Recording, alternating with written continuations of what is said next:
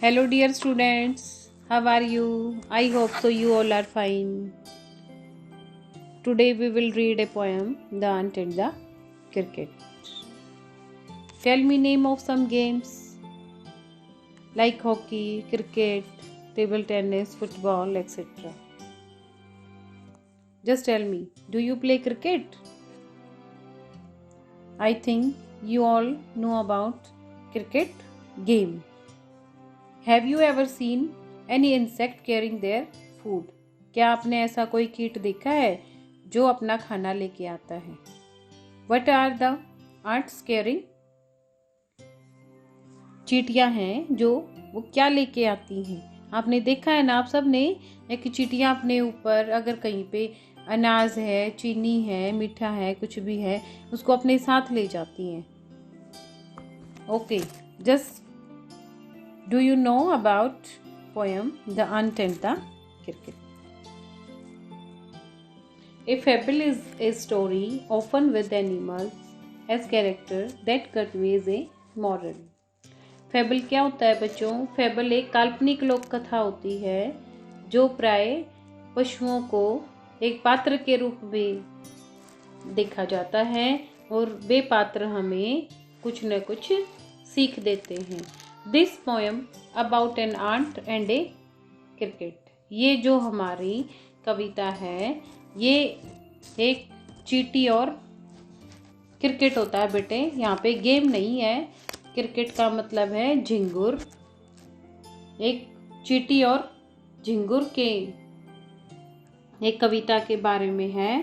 Contain होता है प्राप्त करना, जो हमें एक योजना देती है of far-reaching significance, दूरगामी महत्व के बारे में. Which is a true of four-legged cricket as of two-legged one, जो हमें बताती है कि चार पैरों वाला cricket as of two-legged one, जिस तरह चार पैरों वाला क्रिकेट उसी तरह दो पैरों वाला. यहाँ पर दो पैरों वालों के लिए आदमी को, मनुष्य को दर्शाया गया है कि जिस तरह झिंगुर मूर्खता में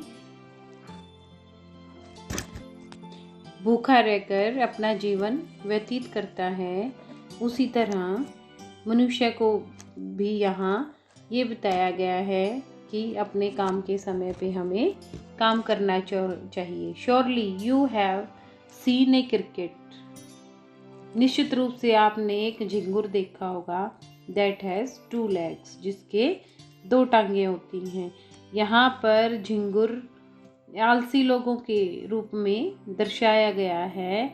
दो टांगें इंसानों की होती हैं और जो लोग समय पे काम नहीं करते और बाद में परेशान होते हैं, यहाँ पर क्रिकेट के रूप में या झिंगुर के रूप में मनुष्य को दर्शाया गया है कि हमें आलसी और मूर्ख नहीं बनना चाहिए. A silly young cricket accustomed to sing through the warm sunny months of gay summer and spring began to complain when he found that at home his cupboard was empty and winter was come. इसमें जो झिंगुर है वो बहुत मूर्ख है. Young क्या है? जवान है, मतलब छोटी उम्र का है. और उसकी क्या आदत है? अकस्टम्ड होता है आदतन कि वो हमेशा गाना गाता रहता है. थ्रू द वार्म, जब गर्मी पड़ती है. सनी मंथ्स ऑफ गे, गर्मियों में अच्छा खुशी भरा मौसम होता है. एंड स्प्रिंग, बसंत ऋतु में. बिगिन टू कंप्लेन व्हेन, और बाद में वो शिकायत करता है जब when he found that at home, कि वो अपने घर में देखता है कि हिज कपबोर्ड वाज एम्प्टी, अब उसकी अलमारी खाली है. एंड विंटर वाज कम, इस कहने का अर्थ है कि गर्मियों में तो वो कोई काम नहीं करता, पूरा दिन एंजॉय करता है, गाना गाता है। गाना ये नहीं बेटा जिस तरह आप सोच रहे हो, उसकी घूं घूं की आवाज़ होती है, इस टाइप से बोलता है। तो उसके वो दिखाया गया इसमें।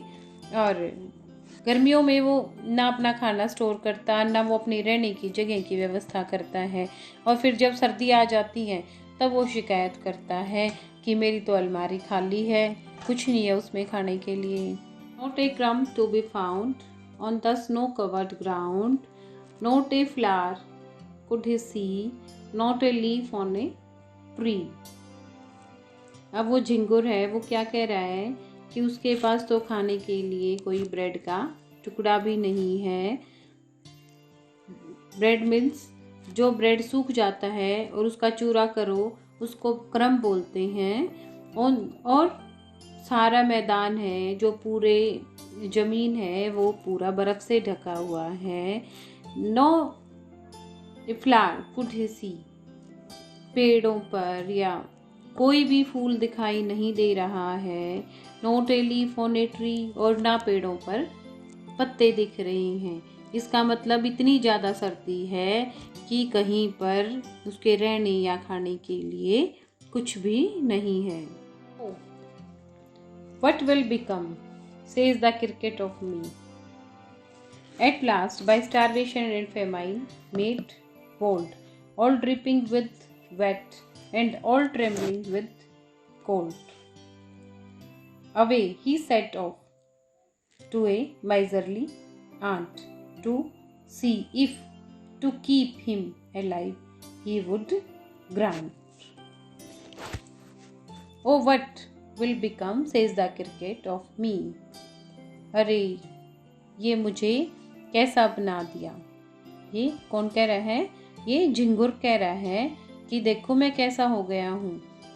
एट लास्ट बाय स्टारवेशन, अंत में भूख, एंड famine मेड बोल्ड, भूख और सूखे ने मुझे साहसिक बना दिया है कि मैं अब, मुझे इन चीज़ों की आदत हो गई है। ऑल ड्रिपिंग विथ वेट, चारों तरफ गीला है, जैसे ओस की बूंदें गिर जाती हैं उसको कह रखा है dripping.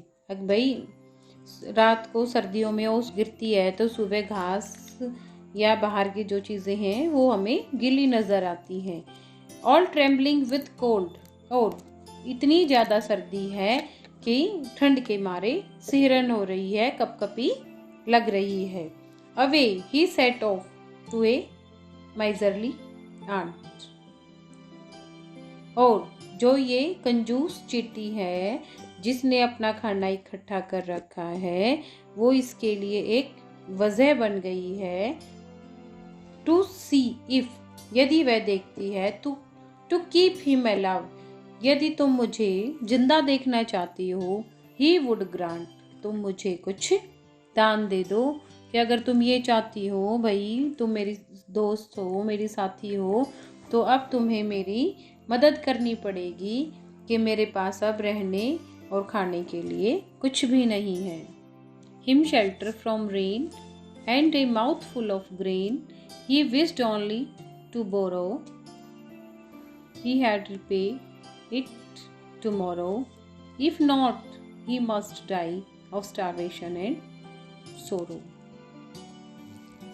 Him shelter from rain, बारिश से बचने के लिए कोई आश्रय, वैसे शेल्टर का मतलब होता है छप्पर। And mouth full of grain, खाने के लिए मुंह भरा हुआ हो या खाने के लिए कि भाई जिससे पेट भर जाए। He wished only to borrow, वो दुआ कर रहा है, कामना कर रहा है कि मुझे कुछ उधार मिल जाए। ही हैड रिपे इट टुमारो, कि जब कभी आने वाले टाइम में, टुमारो होता आने वाला कल, कि वो उसको चुका देगा।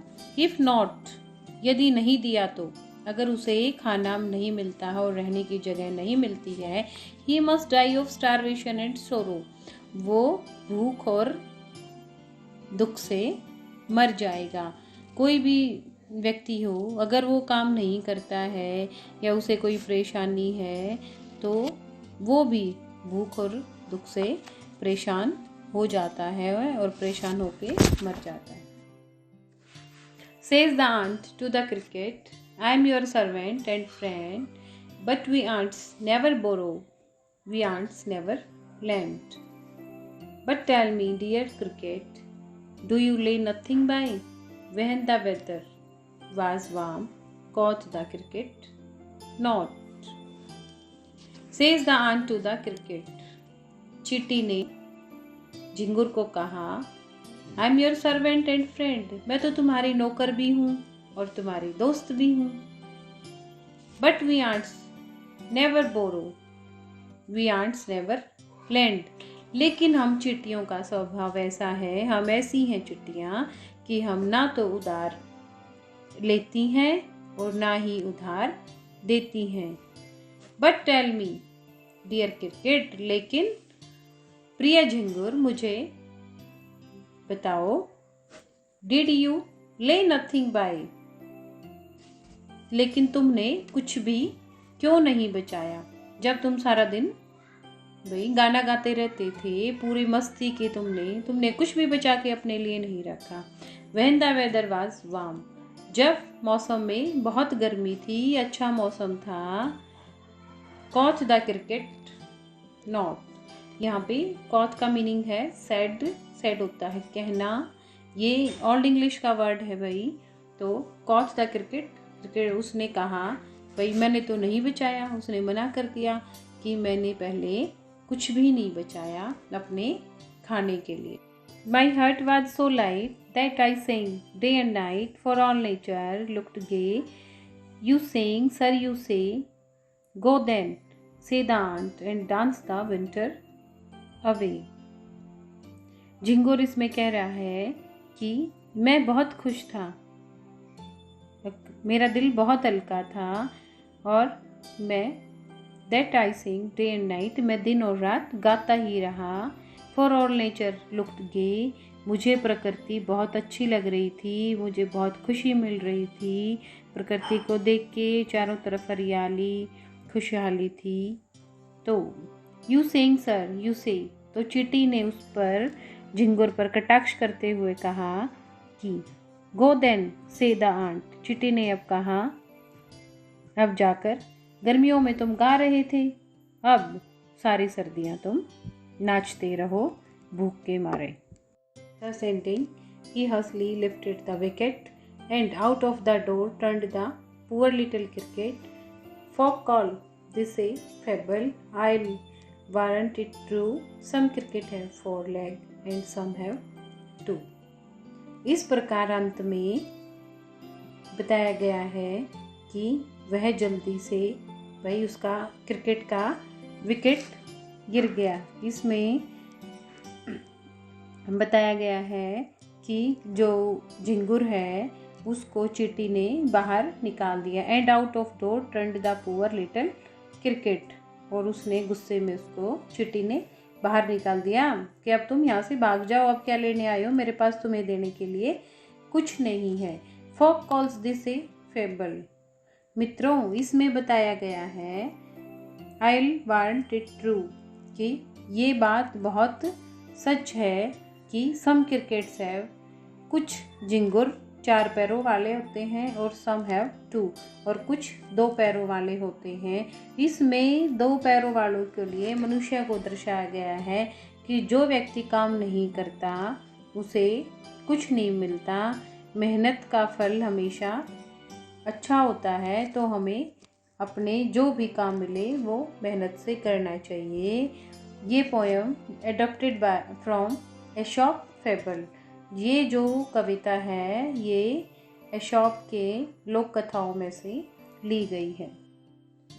The moral of the poem is don't and the cricket, no work no food. Glossary, इस पोएम के कुछ वर्ड्स के मीनिंग दिए गए हैं, वो मैं आपको एक्सप्लेन करती हूँ। अकस्टम टू सिंग, इसका मतलब होता है जिस चीज़ की हमें आदत हो। यहाँ पे झिंगुर को गाने की आदत है, तो इसका मीनिंग है used to singing, in the habit of singing.